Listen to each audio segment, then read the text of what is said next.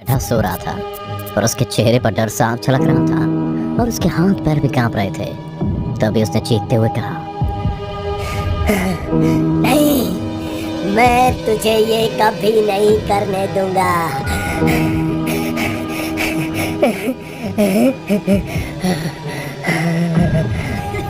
उस बूढ़े आदमी के इतना कहते ही उनकी नाक से खून गिरने लगा। वो कुर्सी पर बैठा बैठा चटपटा रहा था। घर की लाइटें भी चरमराती हुई बुझने को हो गई थी। बूढ़े आदमी ने अपनी आंखें खोलने की बहुत कोशिश की, लेकिन वो नाकामयाब ही रहा। उसे देख ऐसा लग रहा था मानो जैसे नींद में ही कोई उसका पेट अंदर से काट रहा है। और कुछ ही देर बाद उसका सारा शरीर शांत पड़ गया और अगले पल उसकी आंखें खुल गईं। उसकी आंखें पूरी तरह से काली पड़ चुकी थीं, जिससे रेंगते हुए कीड़े बाहर निकल रहे थे और उसकी नाक से खून बहता ही चला जा रहा था। वो बूढ़ा आदमी कुर्सी पर बैठे बैठे ही मर चुका था। सीमा, एक बार फिर सोच लो। अभी यश 1 साल का भी नहीं हुआ है। हमें शिफ्ट करना जरूरी है क्या? देखो, मैं कुछ और ट्राई करता हूँ ना। नहीं राजीव, मैंने मन बना लिया है। अब मुझे यहाँ नहीं रहना। मैं यश को लेकर अपने पापा के घर जा रही हूँ। तुम्हें साथ आना है तो आओ, नहीं तो तुम्हारा बिस्तर गर्म करने के लिए तुम्हारी सेक्रेटरी तो है ही। सेक्रेटरी का नाम सुनकर राजीव तिलमिला उठा था। उसने गुस्से में सीमा के ऊपर हाथ उठाया था कि तभी सीमा को अटैक आ गया और वो एक जिंदा लाश की तरह धड़ाम से जमीन पर जा गिरी। राजीव भी तुरंत उसे संभाल वापस उसे बेडरूम में ले गया और बगल से दवाई उठा उसकी 2 गोली सीमा के मुंह में रख दी। दरअसल सीमा को स्लीपिंग पैरालिसिस डिसऑर्डर है। इस बीमारी में सीमा का शरीर तो सो जाता है, लेकिन उसका दिमाग नहीं। उसकी आंखें नींद में भी खुली रहती हैं और इस बीमारी का अटैक उसे तभी आता है जब वो बहुत गुस्से में हो या पर उसे बहुत डर लग रहा हो। ऐसा ही एक अटैक उसे राजीव के उस पर हाथ उठाने पर आया है, जिससे उसका शरीर डर के मारे सो गया, लेकिन उसका दिमाग नहीं। पर हर बार की तरह राजीव ने उसे आज भी संभाल लिया था। गोली खाने के कुछ घंटों बाद ही सीमा वापस से ठीक हो गई थी और इस हादसे के दूसरे दिन ही सीमा लंदन से वापस बंगाल अपने पापा के पुराने घर में आ गई थी। दोनों घर में आते ही बड़े खुश थे। सीमा अपनी गोद में यश को अपने परिवार की फोटो दिखा रही थी और इन्हीं फोटो में सीमा के पिता की भी फोटो होती है, जिनकी मौत कुर्सी पर बैठे बैठे हुई थी। सीमा, तुम्हें नहीं लगता यहाँ कुछ अजीब सी शांति है? बहुत नेगेटिव सा फील हो रहा है इस घर में। राजीव की बात सुनकर सीमा ने उस पर ताना कसते हुए कहा, हाँ, तुम्हारी सेक्रेटरी के किराए के घर से तो बहुत बुरा है। तुम ये बार-बार सोनम को क्यों बीच में ले आती हो? बोला ना, गलती हो गई। अगर इतना ही बुरा हूँ तो मुझे छोड़ क्यों नहीं देती? राजीव की बात सुनकर सीमा ने उससे मुस्कुराते हुए कहा, माफी तो गलती की होती है, गुनाह की तो सजा होती है मिस्टर राजीव। सीमा की बात सुनकर राजीव गुस्से का घूंट पीकर रह जाता है। दरअसल सीमा जब पेट से थी तो राजीव ने कुछ समय के लिए अपने सेक्रेटरी के साथ संबंध बनाए थे और किसी तरह ये बात सीमा को पता चल गई थी। लेकिन अपने पिता के कहने पर उसने राजीव को तलाक नहीं दिया था, लेकिन उसने राजीव को कभी अपनी गलती भी भूलने नहीं दी थी। कुछ देर बाद सब लोग खाना खाकर सोने चले गए। सीमा बिस्तर के एक सिरे पर लेटी रहती और राजीव दूसरे सिरे पर। दोनों के बीच बिस्तर पर भी दूरियां थी और उनके रिश्ते में भी। दोनों गहरी नींद सो रहे थे कि अचानक ही सीमा को लगा कि जैसे उसका बेटा यश रो रहा है। ये सोच उसने जैसे ही आँख खोली तो उसकी आंखों के सामने बीच हवा में एक सड़ी हुई औरत की लाश लटक रही थी, जिसे देख सीमा को फिर से अटैक आ गया था। उसका सारा शरीर सो गया था, पर उसकी आंखें अभी भी सड़ी हुई लाश को देख रही थी, जिसके मुंह से काला काला सा कुछ गिर रहा था। आ गई तू? कब से तुझे बुला रही हूँ। तेरे बाप को भी तुझे बुलाने को कहा था, लेकिन वो माना नहीं। बेचारा आज भी बेबस इसी तरह भटकता रहता है। खैर, अब जो तू आ गई है तो मेरे सारे सपने पूरे हो जाएंगे। इतना कहकर उस सड़ी हुई लाश ने कुछ मंत्र बताए और पास ही में सोया हुआ उसका बेटा यश हवा में उड़ लाश और सीमा के बीच आ गया था।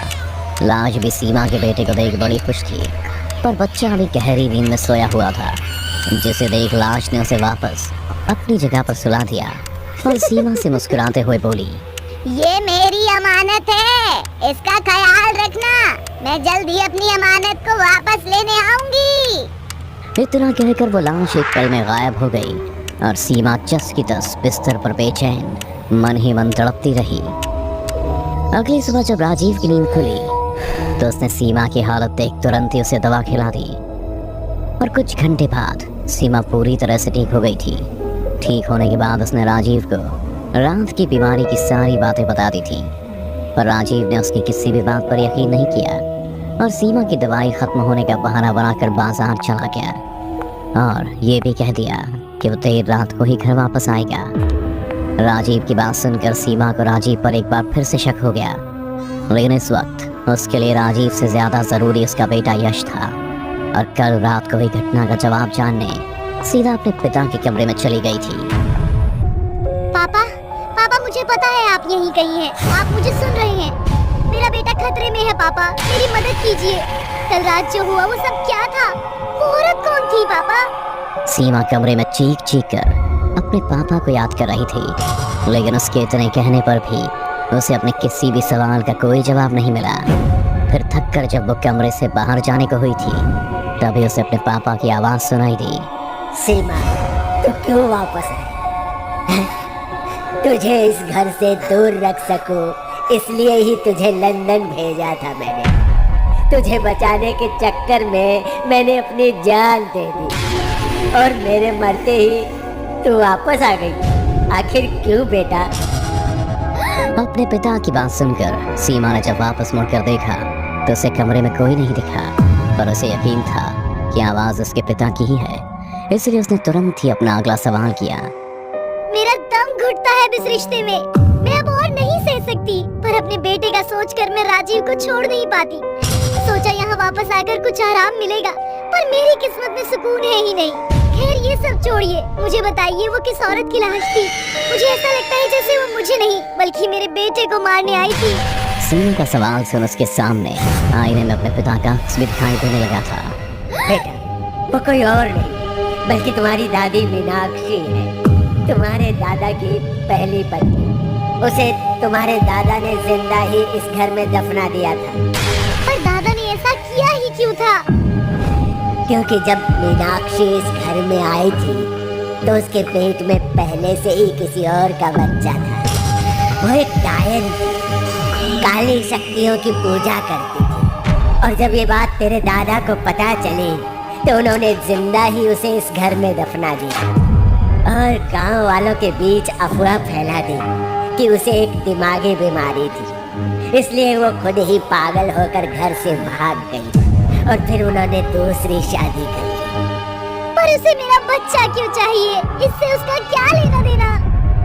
है सीमा, बहुत गहरा रिश्ता है, क्योंकि जब उसे मारा गया तब वो पेट से थी और जिस बीमारी की अफवाह फैलाकर मीनाक्षी को मारा गया था तुम्हें आज वही बीमारी है बेटा।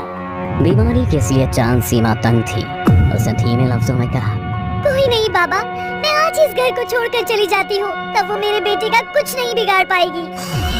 नहीं सीमा, ये नामुमकिन है। उसने तेरे बेटे को अपना बेटा मान लिया है। वो उसे अपने साथ अपनी दुनिया में ले जाना चाहती है और उसके रास्ते में जो कोई भी आएगा उसे वो जिंदा नहीं छोड़ेगी बेटा। उसका भी वही हाल करेगी जो उसने मेरा किया था। पर बाबा, कोई तो रास्ता होगा उसे छुटकारा पाने का। हाँ बेटा, जरूर है। उसकी लाश आज भी इसी घर में कहीं दफन है। अगर तुम उसका अंतिम संस्कार कर दो तो मजबूरन उसे ये धरती लोक छोड़कर पाताल लोक जाना होगा। मैंने तो कई साल इस घर में जगह जगह खुदाई की, लेकिन मुझे उसकी लाश नहीं मिली और शायद तुम्हें भी नहीं मिलेगी। इतना कहकर सीमा के पिता की आत्मा आईने से गायब हो गई। सीमा को अपने सारे सवालों के जवाब मिल चुके थे और अगले ही पल वो यश को अपनी गोद में उठाकर घर से बाहर जाने को हुई थी।